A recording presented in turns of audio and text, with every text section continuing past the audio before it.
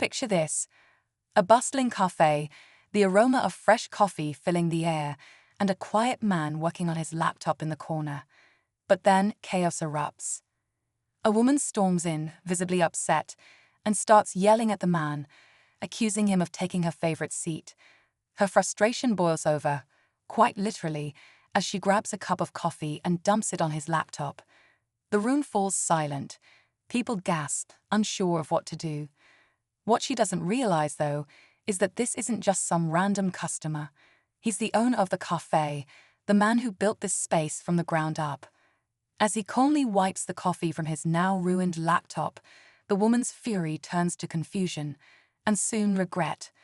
What happens next will leave everyone in the room stunned. Stay tuned, because this story is just getting started. The cafe was his pride and joy, a dream he'd worked tirelessly to achieve. Known for its warm atmosphere and incredible coffee, it was a place where strangers became friends. The man, calm despite the chaos, had always believed in treating people with kindness, even in the face of rudeness. As he stood there, drenched in coffee and staring at his ruined laptop, the woman continued her rant. Her words were sharp, accusing him of stealing her spot and claiming she deserved better service. Meanwhile, customers whispered among themselves, glancing between the man and the woman. Some recognized him as the owner, their expressions shifting from shock to quiet outrage. Others waited, unsure how he would respond, but he didn't lash out or raise his voice. Instead, he simply smiled, a gesture that seemed to unnerve her even more. It was clear he had something planned, but what? The room held its breath. The woman's tirade seemed endless, her voice growing louder as she demanded someone take responsibility for her inconvenience. She didn't notice the staff exchanging knowing glances or the regulars subtly shaking their heads. Everyone could see she was in the wrong, everyone but her. Meanwhile, the man took a step back, his expression unreadable. He calmly gestured to an employee who handed him a towel. He began wiping his hands, his quiet demeanor making the woman even more agitated. A young barista, visibly nervous, approached her and tried to intervene. "Ma'am, please, you're causing a scene," she said softly, but the woman waved her off, dismissing her with a sharp comment. The man stayed silent, watching the interaction carefully, as if piecing together a bigger picture. The tension in the room was palpable. Customers wondered if he would confront her or if she'd leave on her own. But neither happened, yet. As the cafe grew quieter, the woman's voice echoed even louder, her words dripping with entitlement. She glanced around, expecting others to back her up, but instead, she was met with a wall of silence. The man finally spoke, his tone calm and measured, but with an edge that hinted at something more. "Ma'am," he said, "I think you've misunderstood the situation." Her face twisted in confusion, then defiance. "Misunderstood what? You're just some employee who doesn't know how to handle customers," she snapped. The staff exchanged uneasy looks, and a few customers couldn't hide their smirks. Still, no one dared to say a word. The man gestured toward a large blackboard hanging behind the counter. Written in elegant chalk was the cafe's name, his name, boldly displayed. Slowly, the realization began to dawn on her face, but instead of backing down, she crossed her arms and glared. "So what?" she demanded. The man didn't flinch at her defiance. Instead, he calmly walked behind the counter and retrieved something from a drawer, a sleek menu with his name prominently embossed on the cover. He held it up for everyone to see, his expression still composed. "I'm not just an employee," he said evenly.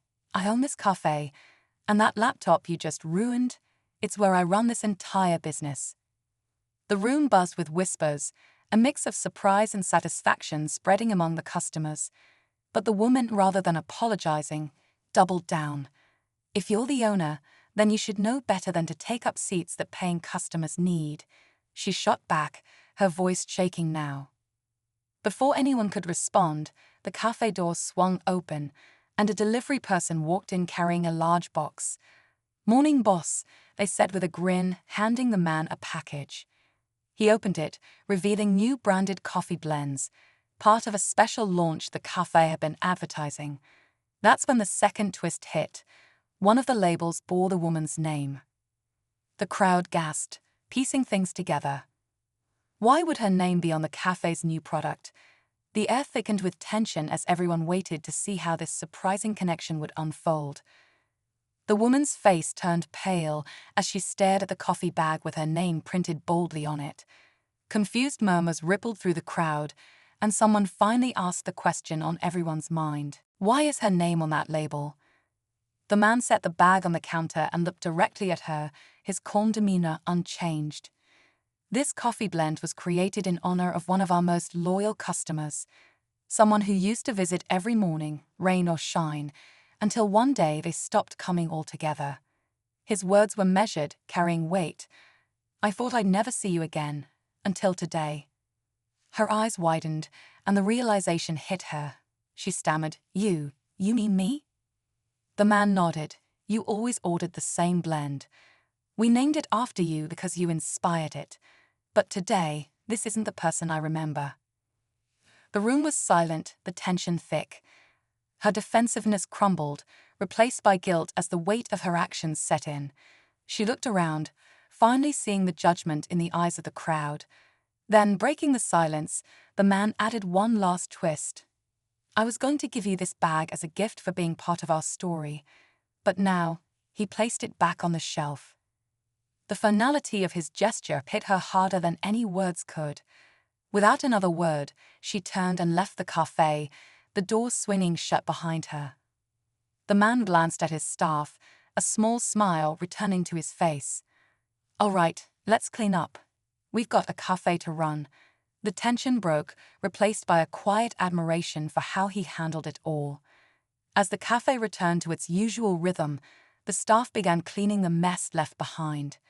Customers who had witnessed the drama stayed, quietly chatting about what had unfolded. Some approached the man to offer kind words or buy a bag of the special blend, showing their support. He accepted their gestures with a humble smile, grateful for the community he had built. Later, as he sat with a fresh cup of coffee, his replacement laptop on the table, he reflected on the encounter. It wasn't about revenge or making a spectacle. It was about staying true to himself and the values that had built his cafe. People make mistakes, he thought, but it's how you handle those moments that truly matters. The cafe door opened again, and a new customer walked in, greeted by the warm atmosphere. Life moved forward, and the little cafe continued to thrive, one story at a time.